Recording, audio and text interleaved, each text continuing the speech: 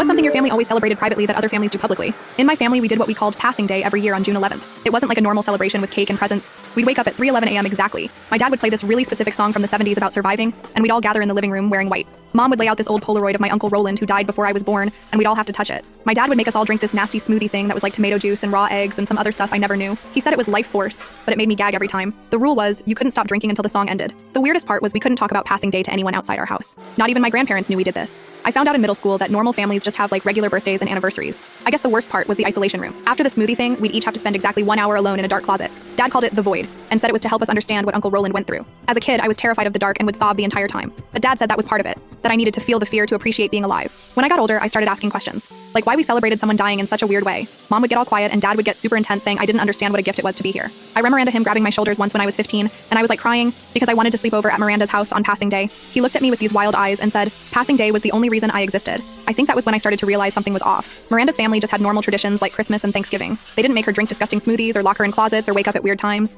They didn't have pictures of dead relatives they had to touch. I spent years being so confused about it all. Sometimes I'd try to ask about Uncle Roland, like how he died or why we did all this stuff. Mom would just say he passed over, which told me nothing. Dad would get this distant look and say Roland sacrificed everything for our family. It was all so dramatic and vague. When I turned 18, I refused to do Passing Day. Dad went ballistic, like full on screaming that I was ungrateful and didn't deserve what Roland had given us. Mom just cried in the corner, which made me feel like shit, but I couldn't do it anymore. I stood my ground and Dad actually locked me out of the house. I had to stay with Miranda that night. The next day, Mom called me crying, saying I needed to come home. When I got there, Dad was acting like nothing happened. It was so messed up. He just casually asked if I wanted breakfast, like he hadn't kicked me out the night before. After that, I moved out as fast as I could, got an apartment with Kayla, and tried to put some distance between me and my family's weirdness. I'd still visit sometimes, but I made sure it was never around June 11th. The thing is, I still couldn't stop thinking about Uncle Roland and what really happened. Why did we have this bizarre ritual around his death? Why was my dad so obsessed with it? Why couldn't we talk about it? Last year, I finally got the courage to ask my grandma about him. We were having coffee, and I just casually mentioned Roland's name. She got this confused look and was like, who? Which blew my mind because this was supposedly her son who died. I tried to explain about Dad's brother Roland, who passed away before I was born. Grandma looked seriously concerned and told me my dad was an only child. She'd never heard of any Roland in the family. I felt like I was going crazy.